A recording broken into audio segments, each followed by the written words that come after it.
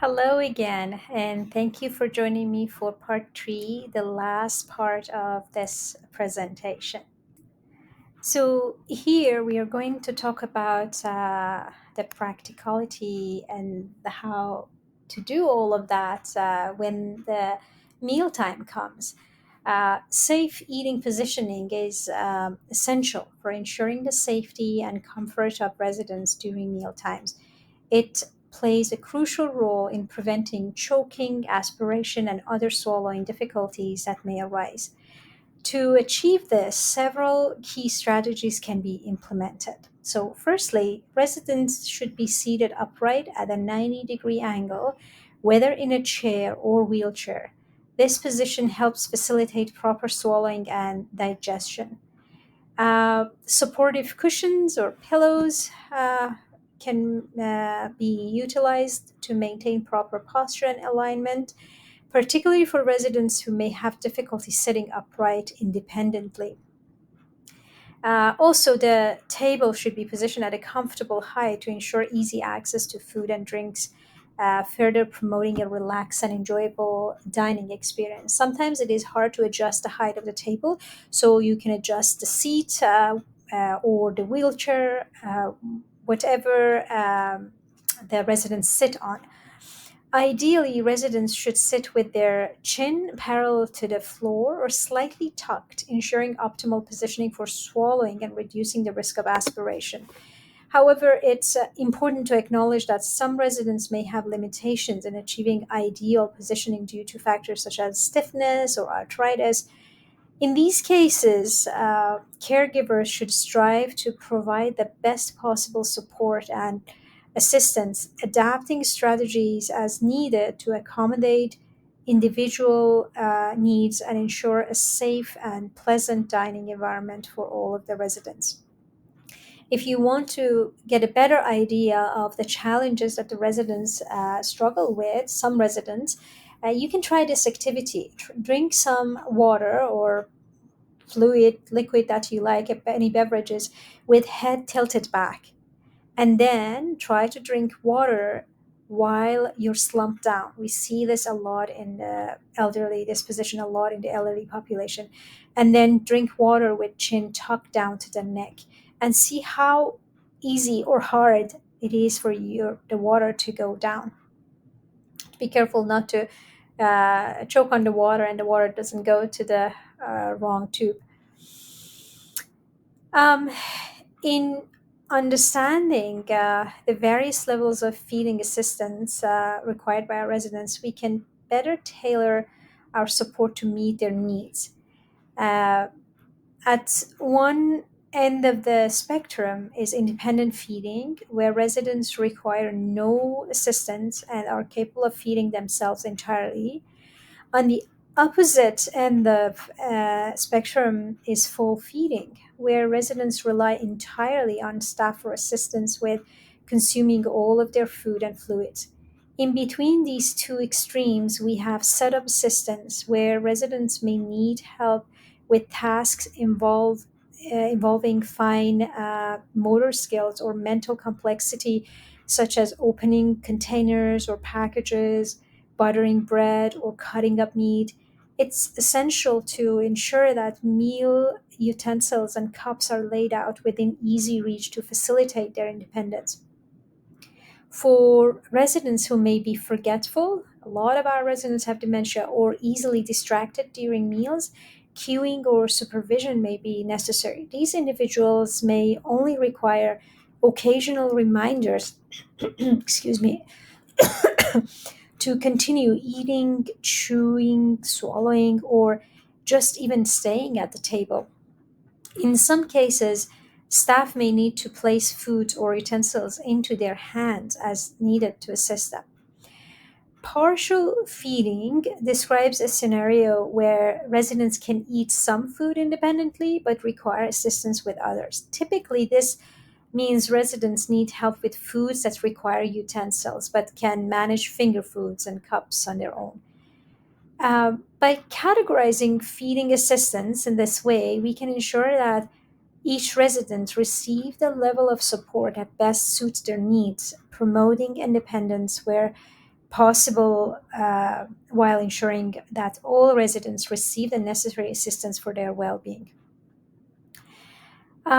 Special plates and utensils are essential tools used to remove barriers to a resident's ability to eat comfortably and safely. These items are typically ordered by the occupational therapists, although suggestions may also come from the dietitian or the nursing staff based on the resident's specific needs. Um, these are modifications of regular tools designed to address various challenges residents may face during mealtimes. They aim to facilitate self feeding. We want them to keep their autonomy, prevent aspiration, and promote independence and comfort during meals. So, here in this slide, you can see some examples of special plates and utensils. We have sip cup or sippy cup or lidded cup or handled cup. These cups come with handles for easy gripping and optional lids to prevent spills. They also help regulate drinking speed, which is beneficial for residents prone to coughing from drinking too fast. So that's the picture on the top right, the clear cup that you see. It can be made of plastics. Then we have the green cup, the nose cup. That's ideal for residents who struggle to tilt their heads due to interference from their nose, allowing easier access to liquid at the bottom of the cup. Then we have lipped plate that provides a barrier to prevent food from sliding off the plate, helping residents push food onto their utensils, a fork or spoon, instead of onto the table. That's the red plate on the bottom. And then we have built up handled cutlery, top left. These utensils have thicker handles, making them easier to grip for residents with weak grip strength or hand motility issues. And then, kind of in the center, you see the curved cutlery. They are designed for residents with limited arm mobility, allowing them to eat more comfortably. You can see the straws on the bottom left, the colorful ones. They enable residents to drink without needing to lift the cup or tilt their heads back, providing greater independence during mealtime and when hydration. You can serve soups or porridges in mugs. You can see in that picture we have a pureed soup in a mug. Mugs with handles make it easier for residents to drink these liquids compared to using a spoon.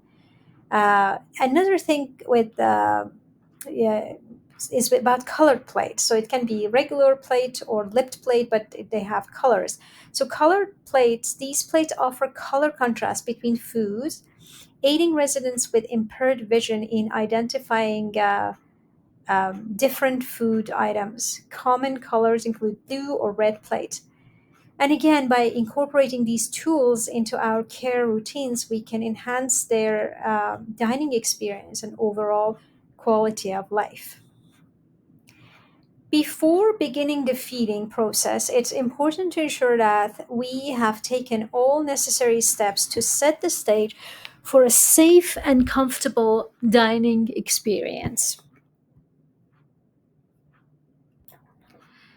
Um, Seating and walker safety. Let's start there. You need to seat the resident at their designated place in the dining room because that establishes a familiar and comfortable environment. Routine seems to be helping with these people, and the seating place is one of them. Ensure that their walker is safely out of the way to prevent tripping hazards. Um, Tripping hazards for both residents and staff. Residents' personal items is another thing we have to pay attention to. So check that the resident has their essential personal items, including glasses so that they can see better, hearing aids. If you're having a conversation with them, then they can hear you, and dentures, if applicable, to support their sensory needs during the meal time. A lot of time residents forget to put their dentures in and they just show up to the meals without. Then regarding posture and head positions, assess the resident's sitting position, ensuring they are as upright as possible to facilitate proper swallowing, and check their head positions, ensuring their chin is parallel to the floor or slightly tucked, depending on their posture capabilities. And try to eliminate distractions. Distractions. Create a calm and focused dining environment by eliminating distractions such as loud TVs or music. Background noise should be kept to a minimum to promote relaxed atmosphere. And of course, pay attention to their dietary considerations. Determine the resident's diet texture and fluid thickness, ensuring that the food matches their prescribed consistency. Use the fork test if you need to confirm the food's consistency before serving. If you kind of like get a feeling that this is not quite right, refer to the servery sheet or dietary binder or the resident's individual chart for any special utensils or plates required. And your hygiene practices really matter. Prioritize hygiene by washing hands thoroughly before initiating the feeding process to prevent the spread of germs. Remember that most of these residents have a compromised immune system, so you don't want to pass on any germs to them. Consider using feeding aprons or bibs to protect the residents' clothing and maintain cleanliness during meals. And of course, all of these are to help our residents have a better and more enjoyable mealtime experience. Um, so, I'm going to share about effective feeding techniques. So, communication and social interactions are very, very important. Always communicate with the residents in a calm, friendly manner, engaging them in conversations about the meal or other topics. Even if they do not respond, you can still talk to them. You can use the clock method to describe the placement of food on their plate for residents who are blind, promoting independence and understanding of their meal layout. Just tell them that you have a piece of potato on not 1 p.m. or 12, where the 12 number is 4 o'clock. Empowerment is also a very, very important aspect of it. Uh, Basically, allow the resident to have control over their meal by offering choices and encouraging self feeding whenever possible. So that's where those adaptive cutlery utensils uh, come handy. Ensure feeding occurs at eye level and from below to maintain residents' comfort and prevent head tilting. So bring the spoon from the bottom to the top. Use a teaspoon sized, if possible, and then for spoons, and then feed them slowly. Wait for visible signs of swallowing before offering the next bite. Verbally communicate the food being offered before feeding, enhancing the dining experience for the resident. So, like, just tell them that here, another spoon's coming up. I'm going to give you whatever the food is, and encourage choice and respect resident cues, waiting for them to indicate readiness for the next bite. If they're not opening their mouth for you, give them some time. Maybe they're not ready. um, Avoid this one is very important, like about meal presentation and management of it. Avoid mixing foods unless specified in the nutrition care plan to allow residents to experience a variety of flavors. So I have seen this in the past, thankfully not as often anymore. When pureed food is offered to a specific resident and the staff adds gravy to it. And so let's say there are three different types, like a mashed potato, pureed meat source, protein source, and then pureed veggies. So three different lumps, basically. That's how it looks on a plate. And the staff very kindly bring gravy to make it moist, and then they mix it. Just think about it. The flavors won't be the same. Would you eat that same meal? Like, would you eat all the veggies mixed with your meat, mixed with your mashed potato with a lot of gravy? So pay attention to those little things to help the residents enjoy their meal. And then offer encouragement to finish the meal, but respect refusal cues, exploring reasons behind the refusal, and offering alternative foods or dessert option. Uh, Second helpings and meal structure is very important as well. Uh, Offer second or more of a food if they request it. Considering residents' risk of undernutrition, the, because that's what we most of our residents struggle with, undernutrition. Occasionally, like very very few cases of being that we ask the care provider to limit the amount of calories that the resident take. So consider serving all courses simultaneously or providing finger foods for those prone to wandering during meals. Um, yeah, so all these little simple steps together can make a big difference in the residents' lives. And following the meal, it's important to attend to the residents' hygiene needs, clean their hands and wipe their faces if assistance is needed, or provide them with a cloth for self care. Remove the resident's shirt protector or their bibs and dispose of it properly in the designated bin for washing. Uh, Post meal positioning is just as important as pre meal positioning. Encourage residents to remain seated upright for at least 30 minutes after eating, unless their clinical condition doesn't allow that. This sitting upright after meals helps to allow their food to settle and reduces the risk of indigestion or heartburn associated with lying down immediately after a meal.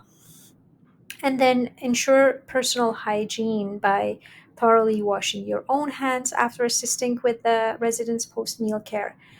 And this is a very important part. Sometimes it gets missed: documentation and reporting. Take note of the amount of food the resident consumed during the meal. Report this information as a percentage to the care aides or nurses for charting purposes. Additionally, inform the care team if the resident refused any specially ordered supplements or snacks. This information is crucial for the dietitian to assess and adjust the resident's dietary plan accordingly. And as always, by following these steps, we ensure that residents receive proper post-meal care. That is important information. It is communicated effectively with the team. Um, yeah, so I think we are getting closer, almost there to the end of this training, and I'm very, very thankful that you stayed as long with me. So let's not forget the immense significance of our role in the lives of our residents. They rely on us not just for nourishment, but a sense of comfort and belonging. As caregivers, we hold the profound privilege of being the last person they see each day, potentially. We never know how much longer we have the honor of serving these precious souls. Maybe consider that you might be the most important person to them at that specific moment, and they uh, potentially see you more than their own family. In the midst of our busy schedules, it's easy to overlook the depth of our impact. Yet, in the eyes of our residents, we are the beacon of care, the source of warmth and reassurance. So, let's embrace this responsibility with humility and gratitude, knowing that our actions resonate deeply with those we serve.